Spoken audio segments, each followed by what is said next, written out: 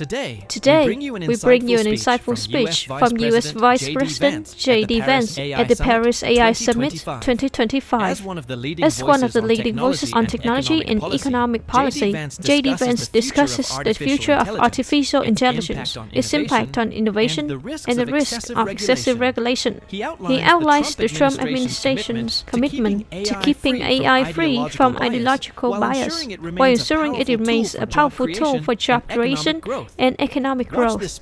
Watch the speech with subtitle and improve your English skills while learning about the future of AI. The kind introduction, and I want to start by thanking President Macron for hosting the event and, of course, the lovely dinner last night. During the dinner, President Macron looked at me and asked if I would like to speak. And I said, Mr. President, I'm here for the good company and free wine, but I have to earn my keep today. And I, of course, want to thank Prime Minister Modi for being here, for co-hosting the summit, for all of you for participating. And I'm not here this morning to talk about AI safety, which was the title of the conference a couple of years ago. I'm here to talk about AI opportunity. When conferences like this convene to discuss cutting-edge technology, oftentimes I think our response to be too self-conscious, too risk-averse. But never have I encountered a breakthrough in tech that so clearly calls us to do precisely the opposite. Now, our administration, the Trump administration, believes that AI will have countless revolutionary applications in economic innovation, job creation, national security, healthcare, free expression, and beyond. And to restrict its development now will not only unfairly benefit incumbents in the space, it would mean paralyzing one of the most promising technologies we have seen in generations. Now, with that in mind, let's make our 4 main points today. Number one, this administration will ensure that American AI technology continues to be the gold standard worldwide, and we are the partner of choice for others, foreign countries, and certainly businesses as they expand their own use of AI. Number two, we believe that excessive regulation of the AI sector could kill a transformative industry just as it's taking off, and we will make an effort to encourage pro-growth AI policies. I would like to see that the regulatory flavor making its way into a glass of the conversations at this conference. Number three, we feel very strongly that AI must remain free from ideological bias, and that American AI will not be co-opted into a tool for authoritarian censorship.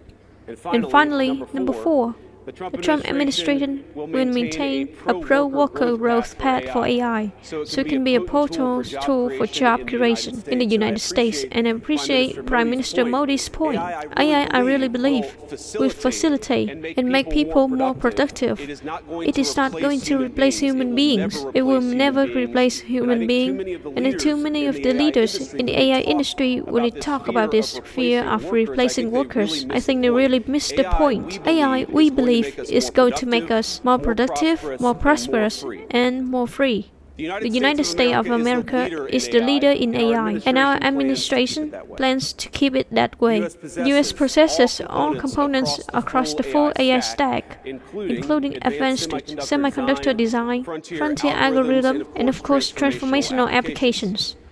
Now, the computing power this stack requires is integral to advancing AI technology. And to safeguard Americans' advantage, the Trump administration will ensure that the most powerful AI systems are built in the U.S. with American design and manufactured chips. Now, just because we're the leader doesn't mean we want to or need to go it alone. And let me be emphatic about this point. America wants to partner with all of you, and we want to embark on the AI revolution before us with the spirit of openness and collaboration. But to create that kind of trust, we need international regulatory regime that fosters the creation of AI technology rather than strangle it. And we need our European friends in particular to look to this new frontier with optimism rather than trepidation. Now, the development of cutting-edge AI in the US is no accident. By preserving an open regulatory environment, we've encouraged American leaders to experiment and to make unparalleled R&D investments. Of the $700 billion give or take that estimate to be spent on AI in 2028, over half of it will likely to be invested in the United States of America. And this administration will not be the one to snuff out the startups and the grad students, producing some of the most groundbreaking applications of artificial intelligence. Instead, our laws will keep big tech, little tech, and all other developers on a level playing field.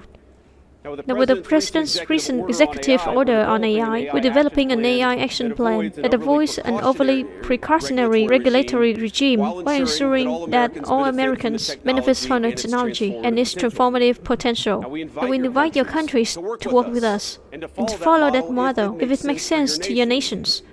However, the Trump administration is troubled by reports that some foreign governments are considering tightening the screws on U.S. tech companies with international footprints. Now, America cannot and will not accept that. We think it's a terrible mistake, not just for the United States of America, but for your own countries. Now, the U.S. innovators of all sizes already know what it's like to deal with onerous international rules. Many of the most productive tech companies are forced to deal with the EU's Digital Services Act and the massive regulations it's created about taking down content and policing so-called misinformation. And of course, we want to ensure the Internet is a safe place. But it is one more thing to prevent a predator from preying on a child on the Internet. And this is something quite different to prevent a grown man or woman from accessing an opinion that the government thinks is misinformation. Meanwhile, for smaller firms, navigating the GDPR means paying endless legal compliance costs or otherwise risking massive fines. Now, for some, the easiest way to avoid the dilemma has been to simply block EU users in the first place. Is this really the future that we want? Ladies and gentlemen, I think the answer for all of us should be no. Now, there's no issue we worry about more than regulation when it comes to energy. And again, I appreciate the comments of so many of the conference because they recognize that we stand now at the frontier of an AI industry that is hungry for reliable power and high-quality semiconductors. Yet too many of our friends are deindustrializing on the one hand and chasing reliable power out of their nations and off the grid with the others. The AI future is not going to be won by hand-wringing about safety. It will be won by building, from reliable power plants to the manufacturing facilities that can produce the chips of the future. Now, at the personal level, what excites me most about AI is that it is grounded to the real and the physical economy. The success of the sector isn't just a matter of smart people sitting in front of a computer screen and coding. It depends on those who work with their hands. Even as robotics will change our factories, it will certainly make our healthcare providers better at treating diseases. But we will also depend on the data produced by those healthcare providers, by those doctors and nurses.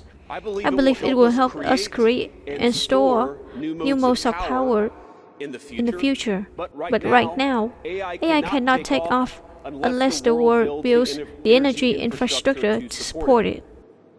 Now, it's my view that tech innovation over the last 20 years has often conjured images of smart people staring at computer screens, engineering in the world of bits. But the AI economy will primarily depend on and transform the world of atoms. Now, at this moment, we face the extraordinary prospect of the new industrial revolution, one on par with the invention of the steam engine or Bessemer steel. But it will never come to pass if over-regulation deters innovators from taking the risks necessary to advance the ball. Nor will it occur if we allow AI to become dominated by massive players looking to use the tech to censor or control user thoughts. And I ask you to step back a moment and ask yourself, Who is most aggressively demanding that we, meaning political leaders, gather here today to do the most aggressive regulations? It is very often the people who really have an incumbent advantage in the market. And when a massive incumbent comes to us asking us for safety regulations, we ought to ask whether that safety regulation is for the benefits of our people or whether it's for the benefit of the incumbent. Now, over the last few years, we've watched as governments, businesses, and non-profit organizations have advanced unpopular, and I believe downright ahistorical social agendas through AI. In the US, we had AI images generator trying to tell us that George Washington was black or that American doughboys in World War I were in fact women. Now we laughed at this now, and of course it was ridiculous, but we have to remember the lessons from that ridiculous moment. And what we take from it is that the Trump administration will ensure that AI systems developed in America are free from ideological bias and they never restrict our citizens' right to free speech. We can trust our people to think, to consume information, to develop their own ideas, and to debate with one another in the open marketplace of ideas. Now, we also watched as hostile foreign adversaries have weaponized AI software to rewrite history, surveil users, and censor speech. This is hardly new, of course. As they deal with other tech, some authoritarian regimes have stolen and used AI to strengthen their military, intelligence, and surveillance capabilities, capture foreign data, and create propaganda to undermine other nations' national security. I want to be clear, this administration will block such efforts. Full stop. We will safeguard American AI and chip technologies from theft and misuse. We will work with our allies and partners to strengthen and extend these protections and close pathways to adversaries intending AI capabilities that threaten all of our people. Now, we would also remind our international friends here today that partnering with such regimes never pays off in the long term. From CCTV to 5G equipment, we are familiar with cheap tech in the marketplace that's been heavily subsidized and exported by authoritarian regimes. But as I know, and I think some of us in this room have learned from experience, partnering with them means changing your nation to an authoritarian master on the seeks to infiltrate, dig in, and seize your information infrastructure. Should the deal seem too good to be true, just to remember the old adage that we learned in Silicon Valley: if you aren't paying for the product, you are the product. Finally, this administration wants to be clear about the last point. We will always center American workers in our AI policy. We refuse to view AI as a purely disruptive technology that will inevitably automate away your labor force. We believe, and we will fight for policies that ensure that AI make our workers more productive. And we expect that they will reap the rewards with higher wages, better benefits, and safer, more prosperous communities. From law to medicine, manufacturing, the most immediate application of AI almost all involve supplementing, not replacing, the work being done by Americans. Now, combine this with administration worker-first approach to immigration. We believe that the U.S. labor force, prepared to use AI to its fullest extent, will instead attract the attention of businesses that have offshored some of these roles. To accomplish this, the administration will make sure that America has the best trained workforce in the world. Our schools will teach students how to manage, how to supervise, and how to interact with AI-enabled tools as they become more and more part of our everyday lives. And this AI will create new jobs and industries. Our government, businesses, and labor organizations have an obligation to work together to empower workers, not just in the United States, but all over the world. To that end, for all major AI policy decisions coming from the federal government, the Trump administration will guarantee American workers a seat at the table.